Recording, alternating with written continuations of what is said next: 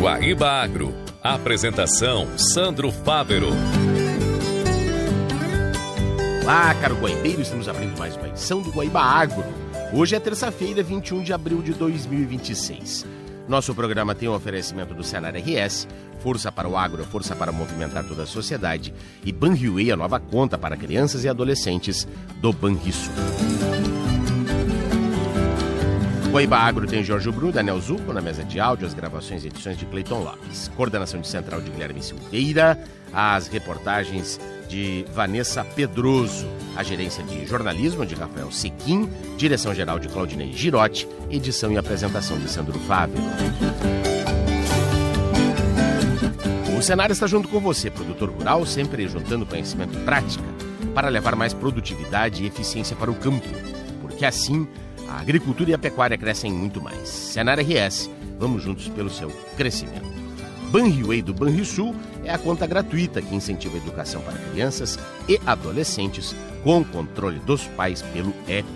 Tem agro, tô na Guaíba. E o assunto de abertura do programa desta terça-feira é a Expo Inter 2026, pois estão abertas até sexta-feira, dia 24, as inscrições para a 28ª Feira da Agricultura Familiar. Os empreendimentos devem se inscrever por meio das entidades representativas da agricultura familiar, como a Emater, a FETAG, a FETRAF e a Via Campesina. Para participar, as agroindústrias devem estar incluídas no Programa Estadual da Agroindústria Familiar, com regularização ambiental, sanitária e tributária. E no processo de inscrição, o empreendedor deverá apresentar também o extrato do CAF, o Cadastro Nacional da Agricultura Familiar, e ainda o licenciamento sanitário válido e atualizado. Essa será a 28ª edição do Pavilhão da Agricultura Familiar na Expo Inter.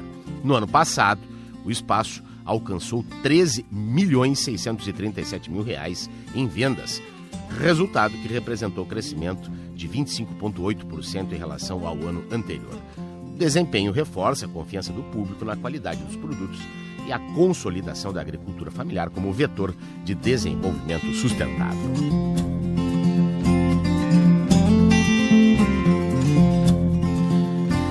E os agricultores familiares interessados em vender sementes e materiais propagativos, como mudas, por meio do Programa de Aquisição de Alimentos, já podem enviar seus projetos para a Conab. A repórter Vanessa Pedroso traz os detalhes. Olá, Sandro e amigos do Guaíba Agro. Neste ano serão destinados até R$35 milhões para a aquisição dos insumos pelo PAA. Desse total, 30 milhões atenderão projetos da agricultura familiar de todo o país, enquanto 5 milhões serão destinados à compra para os bancos de sementes. Os recursos serão repassados à estatal pelo Ministério do Desenvolvimento e Assistência Social, Família e Combate à Fome. Atualmente, 55 tipos de espécies estão sendo ofertadas, tanto de sementes como de materiais propagativos. A Conab estima que os recursos a serem investidos apenas neste ano chegarão a 3 mil agricultores familiares fornecedores, beneficiando milhares de produtores no país. As propostas devem contar com um mínimo de 50% de participação de mulheres do campo, das águas e das florestas, além de serem exclusivas para a aquisição e doação de sementes e materiais propagativos locais, tradicionais, crioulos ou convencionais varietais. Não serão adquiridas sementes híbridas ou geneticamente modificadas, assim como propostas para fornecimento de alimentos destinados diretamente ao consumo. Cada organização fornecedora poderá acessar até R$1,5 milhão por ano, sendo que o limite por unidade familiar é de R$15 mil. Na chamada deste ano, não será necessário que as organizações fornecedoras possuam cadastro nacional da agricultura familiar ou declaração de aptidão ao Programa Nacional de Fortalecimento da Agricultura Familiar. Já a ADAP ou CAF para pessoas físicas, ou seja, dos agricultores participantes do projeto, permanece sendo exigida pela estatal. Os projetos inscritos no PAA para compra e distribuição de sementes serão avaliados por 8 critérios de seleção, com pontuações que variam conforme o perfil dos participantes e as características das propostas. Da redação para o Guaíba Agro, Vanessa Pedroso. Obrigado, Vanessa. E agora a gente fala de pecuária e a importância da desmama na seleção de matrizes e terneiros pelos programas de melhoramento. Os meses de março e abril concentram uma das etapas mais estratégicas dos programas de melhoramento bovino no Brasil, a desmama. Nesse período, propriedades realizam a coleta de peso e a avaliação de características como conformação, precocidade, musculatura e pelame dos terneiros, gerando informações que orientam a seleção de matrizes e reprodutores. De acordo com a superintendente de registro da Associação Nacional de Criadores Herd Bucolares, ANC, Silvia Freitas, a fase permite medir ao mesmo tempo o desempenho das vacas como matrizes produtoras e o potencial dos animais a partir do momento que deixam de depender da mãe. Silvia observa que a desmama reúne dados que ajudam a identificar como cada matriz conduziu a cria até esta etapa e, na sequência, permitem acompanhar o desempenho do próprio terneiro de forma individual. Segundo ela, a partir deste ponto, os programas passam a construir critérios de seleção mais precisos para as fêmeas de reposição, os machos candidatos a touros e também os animais destinados à produção de carne. A superintendente ressalta que a qualidade dessas informações depende diretamente do rigor adotado em cada propriedade. E a partir daí a gente começa a avaliar esses indivíduos enquanto animais sozinhos, sem a dependência da mãe deles, mostrando o seu potencial de ganho sem aquela produção leiteira da vaca. É um momento estratégico para que a gente conheça o desempenho da vaca enquanto matriz produtora e também dos indivíduos. Em 2026, esse período de desmama também marca um avanço no Programa de Melhoramento de Bovinos de Carne, o PROMEBO, com a consolidação do projeto CRIE, Avalie e Selecione, realizado em parceria com o SEBRAE. A iniciativa é voltada a animais sem registro genealógico, mas com controle zootécnico completo dentro da propriedade, incluindo identificação de pai, mãe e data de nascimento. Silvia explica que esse conjunto de dados permite comparar animais criados sob as mesmas condições e identificar com mais segurança aqueles com melhor desempenho. O projeto já teve a avaliação realizada em abril e deve avançar para novas etapas nas próximas semanas. A expectativa é ampliar a geração de dados para apoiar uma seleção mais precisa dentro dos rebanhos, com foco na escolha de matrizes mais eficientes, na identificação de produtos superiores e na observação dos touros que apresentam melhor desempenho reprodutivo e produtivo. Da agência AgroEffective, Nestor Tipa Júnior. Obrigado, Nestor. Agora o assunto é a destinação das carcaças de animais que morrem nas propriedades rurais. Desenvolvida pela Embrapa, empresa brasileira de pesquisa agropecuária, uma das melhores alternativas é a compostagem em leiras, como explica o analista de transferência de tecnologias, Evandro Barros. Essa estimativa elevada de carcaças de animais mortos, resultante da mortalidade rotineira dos rebanhos, é um problema sério. Um problema sério porque esses resíduos em putrefação eles geram gases e elementos potencialmente poluidores, além de odores desagradáveis. Mais importante ainda, eles são matéria-prima para a proliferação de micro-organismos patogênicos que podem contaminar outros rebanhos. Portanto, é imprescindível a adoção de práticas seguras para mitigar os riscos ao meio ambiente, à sanidade dos rebanhos e à saúde pública. A compostagem é uma técnica amplamente validada e tem sido a principal tecnologia utilizada. Tradicionalmente, ela é feita em composteiras ou células de compostagem, que são unidades construídas em alvenaria ou madeira. No entanto, esse sistema, apesar de eficiente, ele exige um investimento na construção e manutenção das células e também um dispêndio de mão de obra na preparação das carcaças, sendo necessário, em alguns casos, o esquartejamento para animais, principalmente animais maiores. Com o aumento da escala de produção, com os tamanhos das granjas cada vez maiores e a crescente carência de mão de obra, essa tecnologia muitas vezes deixou de atender a demanda, exigindo alternativas mais viáveis e mais fáceis de serem realizadas pelo produtor. Estamos falando sobre a compostagem de carcaças de animais inteiros. A Embrapa inicialmente desenvolveu um sistema similar para tratamento de carcaças de bovinos, que já se demonstrou eficiente no controle de diversos patógenos. Adaptamos esse sistema para suínos. Ele é vantajoso por demandar baixo custo de instalação e reduzida a mão de obra também na montagem das leiras e na condução do processo de compostagem. Nosso objetivo foi validar sanitariamente o processo para suíno. A compostagem é um processo aeróbico, ou seja, dependente de oxigênio, e tem duas fases principais. A primeira é a fase termofílica, onde há alta atividade microbiológica e intensa geração de calor, provocando a rápida desintegração dos tecidos, como pele, carne, gorduras, e de forma mais lenta os ossos. A segunda fase é a fase de maturação, com uma temperatura mais baixa, onde ocorre a estabilização e a umificação do material.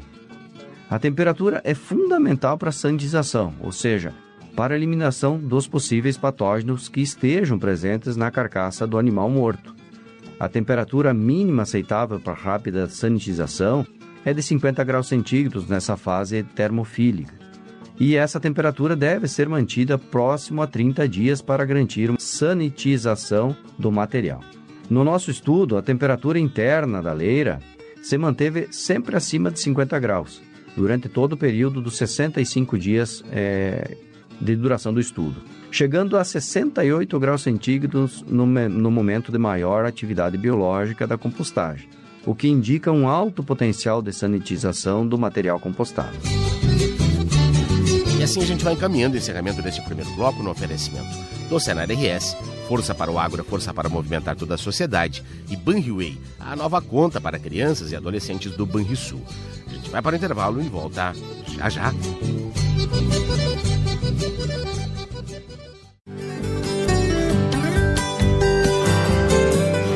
Estamos retornando agora com o segundo bloco do Guaíba Agro desta terça-feira, dia 21 de abril, feriado nacional, em homenagem a Tiradentes.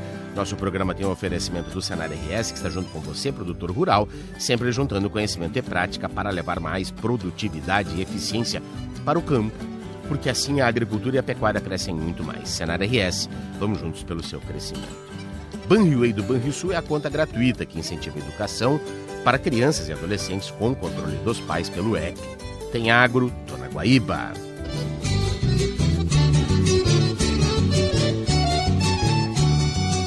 Bem, neste segundo bloco do Guaíba Agro, vamos falar de sustentabilidade, pois a Razip Agro, que é uma das unidades de negócios da RAR Agro e Indústria, lá nos campos de cima da serra, está aí mais uma vez saindo à frente com o pioneirismo no segmento de hortifruti do Brasil, na comercialização de produtos com embalagens biodegradáveis. E a gente vai saber um pouco mais, então, desse ineditismo, conversando a partir de agora com o Ângelo Paulo Sartor, que é CEO da Razip Agro, da RAR, a RAR Agro e Indústria. Portanto, vamos até Vacaria. Caro Ângelo, seja bem-vindo aqui à programação da Rádio Guaíba. Obrigado, é um prazer poder compartilhar com vocês, então, essa inovação que nós estamos lançando aí com as embalagens biodegradáveis. Perfeito. Embalagens biodegradáveis de plástico, qual é a solução que foi encontrada, por favor? É exatamente isso. A embalagem, o consumidor, principalmente a partir da pandemia, o consumidor passou a ter uma adesão mais significativa e, no nosso caso especificamente, a embalagem plástica, o saquinho plástico para venda, comercialização de maçãs. Tá. No passado, 10, 15 anos atrás, a maçã toda ela era comercializada a granel. Exato. E aí o advento realmente da pandemia, as pessoas passaram a ter muito mais cuidado, uso de máscara, e aí você comprar maçã a granel, você tinha cada pessoa que vai lá toca na maçã, a maçã que cai quando rola na gôndola e cai no chão e tem o dano. E aí a embalagem plástica passou a ser muito bem recebida pelo consumidor. Tá. Isso se ampliou, para ter uma ideia, hoje representa, no nosso caso, em torno de 10% a 15% da nossa venda de maçãs, ela já é feita em sacolas plásticas, Sim. e a cada ano isso vem crescendo. E como nós somos um braço do agronegócio da família Randon, que é uma família empreendedora, uma família empresarial, que tem no seu DNA sempre a preocupação com o ESG, com o meio ambiente, veio a demanda, então, do nosso conselho de administração que a gente pudesse estudar formas mais sustentáveis, né, nas embalagens. Tá. E aí a nossa equipe técnica desenvolveu, junto com um fornecedor, a embalagem é exatamente a mesma. Certo. O que muda, ela recebe um pigmento que chama P-Life, e esse pigmento, esse aditivo, não pigmento aditivo, o termo correto, a ação dela é, após o uso da embalagem, que ela é colocada em lixões ou no meio ambiente, ela tem um processo de degradação extremamente acelerado. Uma embalagem plástica que ficaria muitos anos no lixão para essa degradação, com esse aditivo, que é o P-Life, ele reduz para um prazo estimado de 2 anos. Né? Então, isso traz uma qualidade para o meio ambiente, que é que todo mundo busca, porque o plástico tem um pouco essa aversão, né? A utilização do plástico no meio ambiente. Então, a gente conseguiu encontrar essa alternativa para melhorar a sustentabilidade. Né? Perfeito. Já está no mercado essa embalagem? E começamos agora. Né? Essa embalagem, então, nós tivemos o período de desenvolvimento dela, junto ao fornecedor. Ficaram prontas as embalagens. Essa embalagem, no nosso caso, as maçãs e sacolinhas que você encontra no varejo, hoje, muitos produtores de maçã e outras frutas utilizam personagens nessas, até para ficar mais lúdico, atrair o consumidor, principalmente as crianças. Sim. O nosso personagem, ele chama Razip Kids. Tá. Então, é Razip Crianças, né? E criamos 2 personagens lúdicos também, que estão na embalagem, que é a Malu e o Zip. Então, olha que legal. Nessa embalagem ele tem um QR Code, onde você, com o celular, você escaneia o QR Code, e aí nós temos vídeos que de forma lúdica, um trabalho muito profissional, mas é bem profissional, que eles vão numa história narrando o processo desde o desenvolvimento da muda da macieira, o plantio da muda, o crescimento da árvore, a colheita, como a fruta é tratada, até chegar no ponto de venda lá para o consumidor. Perfeito. Então, a Razip Kids é a embalagem que tem esse adicional, desse aditivo, que ela tem essa característica de biodegradável. Perfeito. Nós pesquisamos e estamos falando como inovação, porque não identificamos no Brasil nenhum produtor de frutas que esteja usando embalagem com essa característica, até a não ser que apareça alguém que nós não conseguimos nas nossas pesquisas identificar. Né? Perfeito. Vamos contar um pouco da trajetória da Rara Agroindústria, que teve exatamente origem na fruticultura. Hoje tem um portfólio muito mais extenso, a gente conta um pouquinho adiante isso, mas o cultivo da maçã começou lá na década de 1970, quando ainda éramos apenas consumidores de maçãs argentinas, não é? Vocês foram dos pioneiros também, não? Corretamente. A história é exatamente isso. A maçã argentina, quer dizer, eu tenho 63 anos, então sou do período que você ficava doente, você ganhava, no meu caso, de família italiana, você ganhava de presente, por estar doente, uma maçã argentina, vinha aquela papel azul, né, embalada. Eu tenho 56, eu vivi isso também. Então também, ganhava, eu me lembro, Guaraná Piper, que ficava feliz por estar doente. E aí o nosso fundador, o seu Raul Randon, e toda a família tem esse DNA do empreendedorismo, já tinha estabelecido lá no metal mecânico, então, e sempre buscando novidades, então entrou no segmento da maçã, em Vacaria, foi um dos pioneiros. A maçã, então, nacional era muito pouco conhecida, e passados esses praticamente 46 anos, a maçã nacional ganhou uma notoriedade, maçã brasileira, uma notoriedade mundial, e é verdadeiro, não é nenhum e não estou falando da nossa maçã, estou falando da maçã brasileira mesmo, exato. onde este ano devemos exportar todos os produtores brasileiros em torno de 60 mil toneladas de maçã, e a maçã brasileira vai para diversos mercados na América do Sul, na Europa, na Índia, Bangladesh, Rússia, Oriente Médio, agora com a dificuldade das exportações.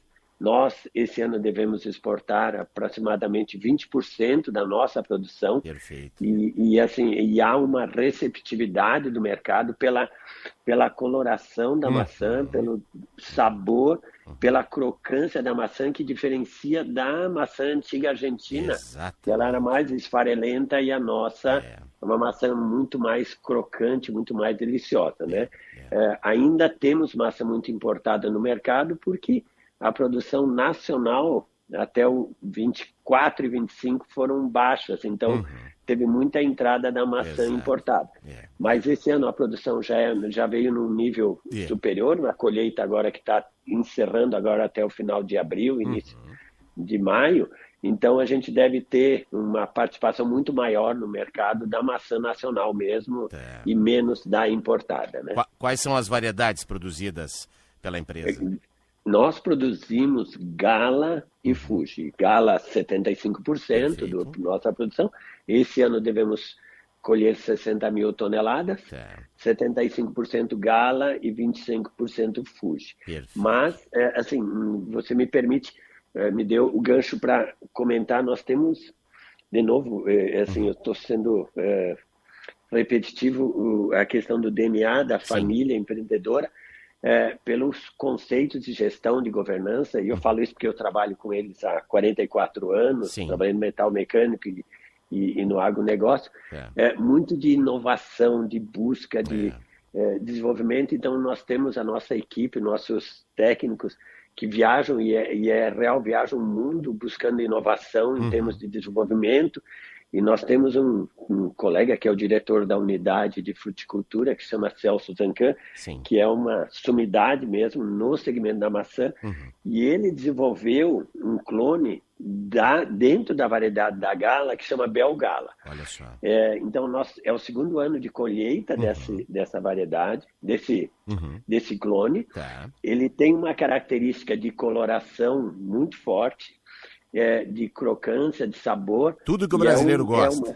Tudo que o brasileiro... Nós já estamos fazendo exportação 2 contêineres, nós estamos fazendo para Índias como experimental, só 2 contêineres, o resto vai ser no mercado interno, mas é uma aposta, né? Uma aposta muito forte que nós estamos fazendo. O plantio de novos pomares são com esse clone, e é uma fruta que ela porque quando você colhe a fruta numa árvore, você tem fruta de melhor, de qualidade inferior e superior.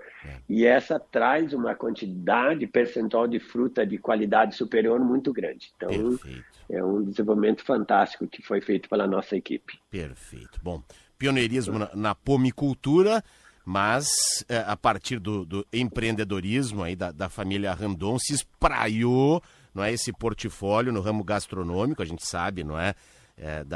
Da potência no setor metal mecânico, mas hoje a atuação aí vai no setor também vitivinícola, no setor de grãos, nos lácteos também, não é? É um portfólio extenso hoje da empresa, não? Nós temos aqui no Brasil, são 4 negócios que nós temos.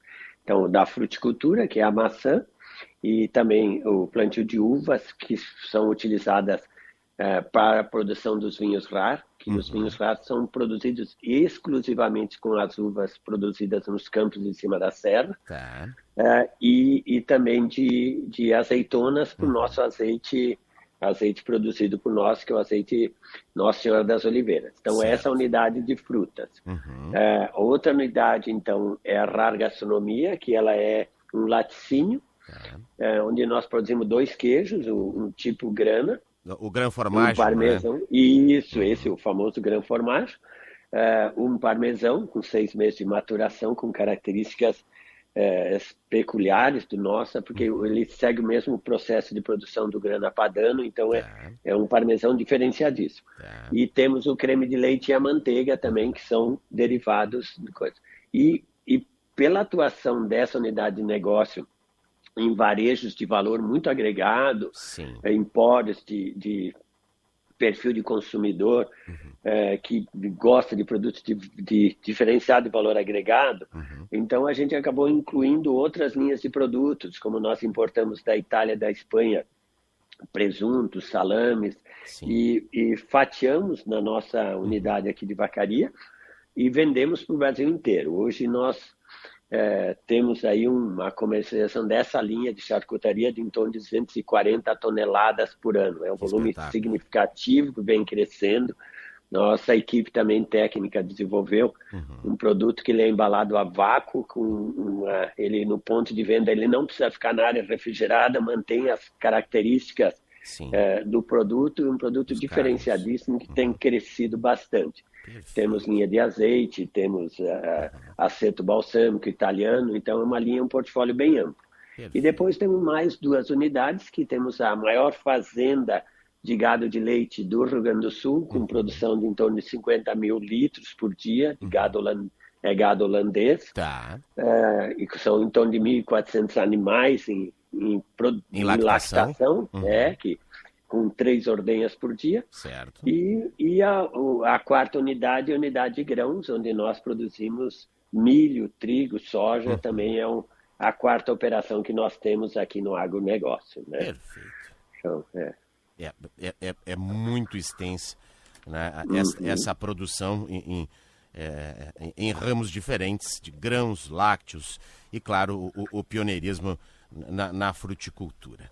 Muito bem, está aí a Razip Agro, portanto, lançando este produto, não é, de embalagens biodegradáveis, né, para as maçãs produzidas lá na vacaria, nos campos de cima da serra, e aí o Ângelo também contando-nos um pouco mais dessa história de sucesso, essa trajetória iniciada pelo seu Raul Anselmo Randon, tocada pela família e que hoje dá essa possibilidade ao público consumidor aqui do Brasil e do exterior também, não é, de degustar produtos de altíssima qualidade.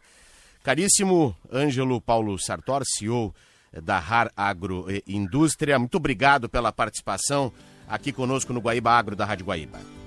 Obrigado, eu que agradeço e estamos sempre à disposição. Da mesma forma, grande abraço.